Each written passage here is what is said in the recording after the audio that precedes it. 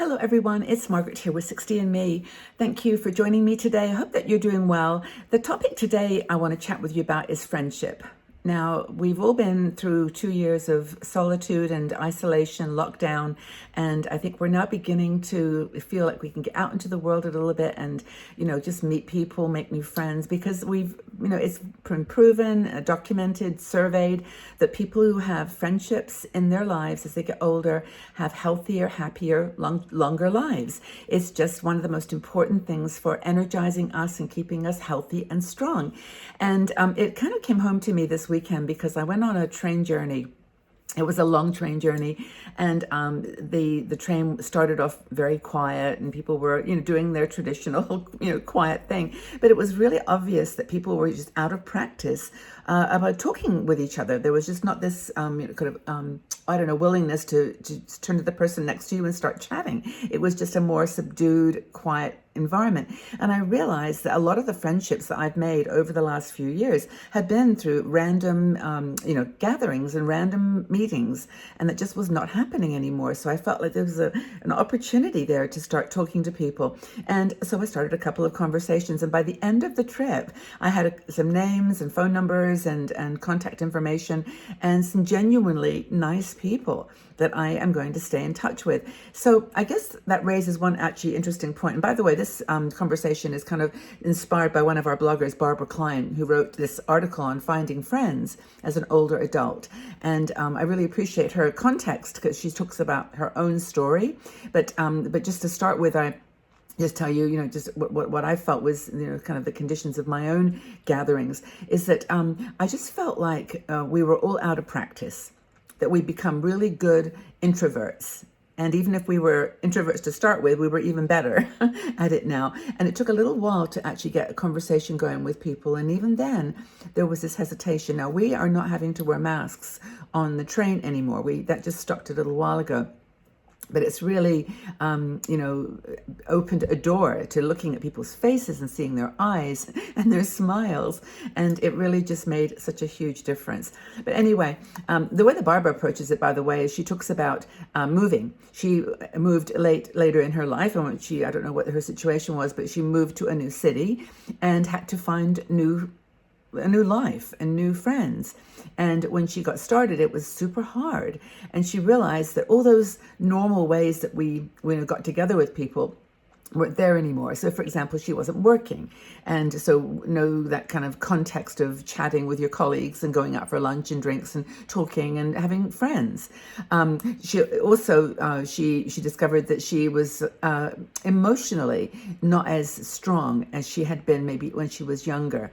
And so she moved into a retirement community and thinking that was going to be a great place to meet people, and found that people were, as cliquey and, quiet and stay to themselves as anywhere. She was really saying how I got to just put my curtain down because the sun has decided to come out, which is great, not complaining, but it glares.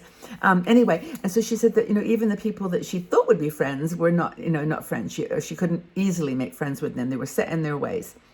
And that actually raises a really good point that a lot of people now are living in, they maybe sold their houses in the suburbs as they get older and move into an apartment. It's just to downsize. It's a trend. But when you do that, you kind of walk into a smaller space and you shut the door and you are in your own world. So making friends is a challenge. It's really, really hard and set in their ways. So what are some of the things that she talks about? And now, for me, Meetup was a huge help, and I've now just started to go back up on there and check and see what's happening. And a lot of the groups that I had signed up for in the past are starting now to meet, and there was there's been like a 2-year gap where meetups just weren't happening. If you're not familiar with Meetup.com, it's just a really great place to go. It's now international, and it's got meetings arranged by interest topics. So, for example, I decided 2 years ago to start a group called Train Lovers Group. And it was for people who love to take trains like I do. So we met once every month and we took a trip somewhere. And some of the fondest memories and still friends that I connect with were from that Train Lovers Group. And so you can start a group yourself or you can join one. But there is a charge if you start a group. I think it's like a monthly charge. It's not that expensive, but you can always ask your group to help you fund it. You know, you start it and then they can actually, you know, every time you meet, put a couple of dollars in and pay for the enrollment cost. So that's one option that you've got. Another that Barbara talks about, and I think she really touches on something important here, which is it's okay to say that you've got like-minded people that are doing like-minded things, but it's one thing about sharing that experience and doing that experience. So you can join a group where you sit and talk about something, you know, that's just, there's a large group of people, go to an evening class or something like that. But when you're doing something like our train lovers group, we were getting on trains and we were having lunch together. We were struggling with our tickets, you know, all the things. And the doing is what brings people together. So she talks about the importance of having a plan, you know, having a plan that you can actually execute. And one thing I was going to mention she talks about is joining, you know, groups that are aligned to something you believe in. And she joined the League of Women Women Voters, LWV, and it's a non-partisan group that just works on voters' rights and helping people to get out and vote. And so for her, it was really important to do something with that kind of a cause. She also talked about the Kiwanis. Now, I don't know much about the Kiwanis. A lot of people I know, you have to apply for membership for that, I think, and you have to know someone. But there's lots of groups like that. And even if you have to join a membership group, it's okay. Just get on the queue and be considered, and don't say, it's too much trouble, or I'll never get accepted anyway, or what, you know, the things we say to ourselves, our negative self-talk. But she says the most important thing is to know that the burden for making new friends as you get older is with you. It's not going to be the same as before when you're younger, where you tumbled into gatherings and relationships and parties and dinners. It's down to you now. And I think we've talked about this before, but it all starts with knowing yourself. You know, you may have changed over the last 20 years. Well, certainly we have. But the point is that you may just have a different set of criteria or a different, you know, priorities now. But it's down to you and your plan to establish some social connections. People become, you know, better friends, I think, by participating in activities. Do you find that to be true? I'd really love to know how you have made friends as you've gotten older. When you know, if you had children, they've left home, gone away, and done their own things, starting their own lives, and so those contextual friendships have changed. But what kinds of things have you been doing to sort of get out there into the world and, you know, get involved? Another thing that Barbara talks about, which I think is super important, is not to compare your new friends that you're making with old friends. Old friends were over many years, and they were, like I mentioned, tangled up with children and work and you know, deeper interests that you were involved in. But now it's different. So you've got to look at those people for what they are. Maybe they're not perfect. They're probably just like you, set in their ways a little bit, a little intolerant, a little bit, you know, doing their own thing. But you've got to look at the friendships in a different light. And basically, the final thing that Barbara says, don't wait for them to come knock on your door. That isn't going to happen, right? No one's going to do that. Very rarely. Maybe if you've moved into a new house, somebody might bring you a meal or something, but it's not going to happen. They're not going to come knocking on your door. You've got to get out there and do something to make it happen. And one thing I wanted to mention while I've got you here and talking about 60andMe is that one thing that we have found with 60andMe is community. And this is what we are. We are an online community of 500,000 women around the world, and we are here for you. And we are a community-supported company. So we don't charge a membership fee or anything like that. We just give you free content. We do have advertising on Google, and we know we get some money to help us with that from those sources. But we do have a supporters group. It's called, the platform is Patreon. And ours is the 60andMe group on Patreon, and I can put the link below, but it's basically Patreon, patreon.com/60andme, and you can join there.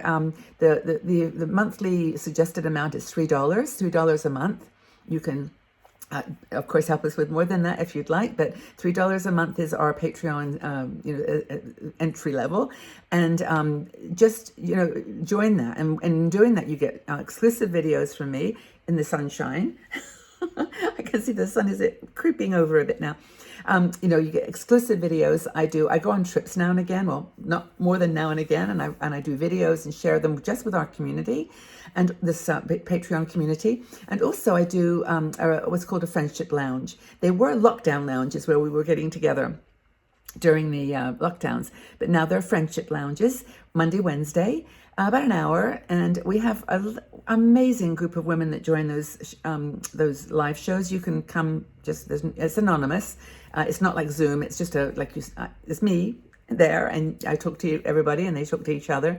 But we've actually had women go on cruises together, meet up for coffee. We've had a woman from Texas meet up with a woman from, I think it was North Carolina, but she also connected with a woman in Paris. They just met in Paris last week. And this is exciting to me because it's what 60andMe really was all about. And it's about community. And the only reason I mention it in this context is it's about making friends. And it's one way that we can offer that to you. We don't have chapters around the country or world, but we now are having this way of connecting people. So if you'd love to join us and support us, I would love it. And I would really appreciate it. So that's patreon.com/60andme. And I'd love to know, how are you making friends? How are you doing this? So please leave your comments in the section below. Give us some ideas of what groups you've joined or ways you've connected with other women and made friends as you've gotten older. And if you've enjoyed this video, please just give it a like so that we can spread the word with other women. Subscribe to the channel if you haven't. And of course, if you press that notification bell, I put videos up 4 times a week, and you can just be told when those are being published, so in advance. Okay, well, thank you so much for being here. I really appreciate all your support and love, and hope that you can find some good friends in this time of your life. It's so, so important. Take really good care, everybody. Bye-bye for now.